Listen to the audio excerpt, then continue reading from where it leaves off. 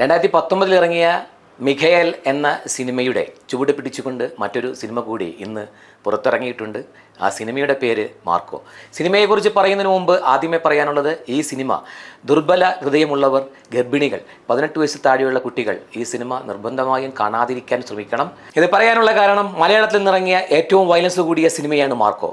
ഹനീഫ് അദേനിയും രചനയും സംവിധാനവും നിർവഹിച്ച ഈ സിനിമയെക്കുറിച്ച് പറയുമ്പോൾ, മിഖയേൽ സിനിമയിൽ വില്ലന്മാരായി അഭിനയിച്ച സിദ്ദിഖിൻ്റെയും ഉണ്ണി മുകുന്ദിൻ്റെയും കഥാപാത്രങ്ങളെ ആധാരമാക്കി അവർ ഈ സിനിമയ്ക്ക് മുൻപ് എന്തായിരുന്നോ എന്നുള്ള ഒരു കണ്ടെത്തൽ കൂടിയാണ് മാർക്കോ സിനിമയിലൂടെ പറയാൻ വേണ്ടി ശ്രമിക്കുന്നത്. ഹനീഫ് അദീന് തന്നെ രചനയും സംവിധാനവും നിർവഹിച്ച ഈ സിനിമയുടെ സംഗീതം നിർവഹിച്ചിരിക്കുന്നത് രവി വസൂർ എന്ന സംഗീത സംവിധായകനാണ്. രവി വസൂറിനെ നമുക്ക് ഏറ്റവും കൂടുതൽ പരിചയം KGF എന്ന 2 സിനിമകളിലൂടെയും സലാർ എന്ന സിനിമകളിലൂടെയൊക്കെയാണ്. ചന്ദ്രു ശെൽവരാജാണ് ക്യാമറ, ഷമീർ മുഹമ്മദാണ് എഡിറ്റിംഗ്. അതുപോലെ തന്നെ ഈ സിനിമയുടെ ആക്ഷൻ ചെയ്തിരിക്കുന്ന കലക്സ് കിങ്സ് ആണ്. അങ്ങനെ ഈ സിനിമയുടെ പിന്നാമ്പുറത്തുള്ള ഏതൊരു മേഖല എടുത്തു നോക്കിയാലും, എഡിറ്റിംഗ് ആയാലും ഛായാഗ്രഹണമായാലും ആക്ഷനായാലും എല്ലാം പക്ക. മലയാളത്തിൽ ഇന്ന് വരെ ഇറങ്ങിയിട്ടുള്ള സിനിമകൾ വെച്ച് നോക്കുമ്പോൾ ഏറ്റവും നന്നായി ചെയ്ത സിനിമകളിലൊന്ന് തന്നെയാണെന്ന് നിസ്സംശയം നമുക്ക് പറയാനാവും. ഈ അടുത്ത കാലത്ത് ഇറങ്ങിയ കില്ല്, അതിനു മുമ്പ് ഇറങ്ങിയ ജോൺ വിക്ക് തുടങ്ങിയ സിനിമകളാണ് നമ്മൾ കണ്ടിട്ടുള്ള ഏറ്റവും വയലൻസ് നിറഞ്ഞ സിനിമകളെന്ന് നമുക്ക് വേണമെങ്കിൽ പറയാം.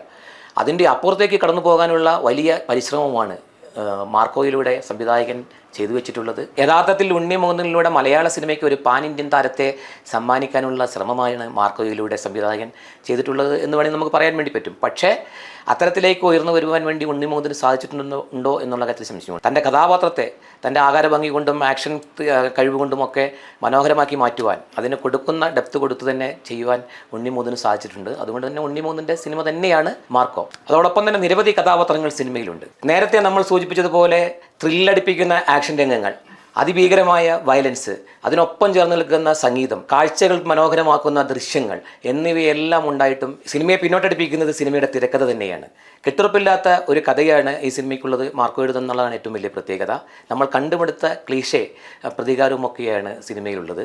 അതുകൊണ്ട് തന്നെ മുൻപിറങ്ങിയിട്ടുള്ള, നേരത്തെ ഞാൻ സൂചിപ്പിച്ച കില്ല്, ജോൺ വിക്ക് പോലെയുള്ള സിനിമകൾ ലാഗ് ചെയ്യാതിരുന്ന് കാണുവാൻ പറ്റിയത് കുടുംബ ബന്ധങ്ങൾക്ക് വലിയ പ്രാധാന്യമൊന്നും കൊടുക്കാതിരുന്നുകൊണ്ട് തന്നെ. ഇതിന് വലിയ കുടുംബ പശ്ചാത്തലത്തിലുള്ള സിനിമ കൂടി വലിയ വയലൻസോടുകൂടി ചെയ്തതുകൊണ്ട് തന്നെ സിനിമയെ പലപ്പോഴും സിനിമയുടെ കഥയുടെ കെട്ടുറപ്പില്ലായ്മയും തിരക്കഥയുടെ പ്രശ്നവുമൊക്കെ ബാധിക്കുന്നുണ്ട്. മാത്രമല്ല, വയലൻസിൻ്റെ അതിപ്രസരമുള്ള സിനിമകൾ കണ്ട് ആസ്വദിക്കുന്ന പ്രേക്ഷകരെ അതിൻ്റെ അപ്പുറത്തേക്ക് കൊണ്ടുപോകുന്ന സിനിമ തന്നെയാണ് മാർക്കോ. അക്കാര്യത്തിൽ നമുക്കൊരു സംശയവും തോന്നേണ്ടതില്ല. ഉദ്യോഗജനകമായ രംഗങ്ങളിലൂടെ കടന്നു പോകുമ്പോൾ തിയേറ്ററിലാകെ നിറഞ്ഞിരിക്കുന്ന പ്രേക്ഷകർ എല്ലാവരും നെഞ്ചെടുപ്പോടുകൂടി സിനിമയെ കാണുന്നു എന്നുള്ളതാണ് സിനിമയുടെ ഏറ്റവും വലിയ പ്രത്യേകത. അത്ര വയലൻസ് ഈ സിനിമയ്ക്ക് വേണ്ടിയിരുന്നോ, അല്ലെങ്കിൽ ഈ സിനിമയുടെ കഥ അത്രയും വയലൻസ് അർഹിക്കുന്നുണ്ടോ എന്ന ചോദ്യത്തിന് വലിയ പ്രസക്തിയുണ്ട്. മാത്രമല്ല, ഇത്തരം സിനിമകളെ പ്രോത്സാഹിപ്പിക്കേണ്ടതുണ്ടോ എന്നുള്ള ചോദ്യം കൂടി അവശേഷിപ്പിച്ചുകൊണ്ടാണ് സിനിമ കടന്നു പോകുന്നത്. ആ ഒരു പ്രശ്നം കൂടി ഈ സിനിമയെക്കുറിച്ച് പറയുമ്പോൾ ഞങ്ങൾ നേരിടേണ്ടി വരുന്നുണ്ട്. പക്ഷേ ഒരു വിനോദവാദി എന്ന നിലയിൽ ഒരു സിനിമ ഇറങ്ങുമ്പോൾ ആ സിനിമയെ കാണുന്നതിന് വേണ്ടി അത്തരത്തിലുള്ള ആ സിനിമകൾ ഇഷ്ടപ്പെടുന്ന പ്രേക്ഷകർക്ക് അവസരം കൂടിയാണ്. അതുകൊണ്ട് തന്നെ അത്തരത്തിലുള്ള പ്രേക്ഷകർക്ക് ഒട്ടും നിരാശ പകരാത്ത സിനിമയാണ് മാർക്കോ. ഉണ്ണി മുകുന്ദനടക്കമുള്ള കഥാപാത്രങ്ങളും അതുപോലെ തന്നെ സിനിമയുടെ കഥ പറച്ചിൽ രീതിയുമൊക്കെ മുൻപ് നമ്മൾ കണ്ടിട്ടുള്ള KGFനെ അനുകരിക്കുന്ന രീതിയിലേക്ക് പോയിട്ടുണ്ട് എന്ന ചെറിയ സംശയമുണ്ട്. മാത്രമല്ല, ഉണ്ണി മുകുന്ദനെ മാറ്റി നിർത്തിയിട്ടുണ്ടെങ്കിൽ മറ്റ് കഥാപാത്രങ്ങളെ അവതരിപ്പിച്ചവരൊക്കെ ദുർബലരാണെന്നേ തോന്നും. മിഖയേൽ സിനിമയിൽ അഡാട്ട് ജോർജായിട്ട് സിദ്ദിഖ് അഭിനയിച്ച കഥാപാത്രം ഇപ്പോഴും നമ്മുടെ മനസ്സിൽ നിന്ന് പോയിട്ടുണ്ടാവില്ല. അത്ര ബലമുള്ള കഥാപാത്രമായിരുന്നു അഡാട്ട് ജോർജ്. പക്ഷേ ഈ സിനിമയിൽ ദുർബലനായ അഡാട്ട് ജോർജിനെയാണ് നമുക്ക് കാണാൻ വേണ്ടി പറ്റുക.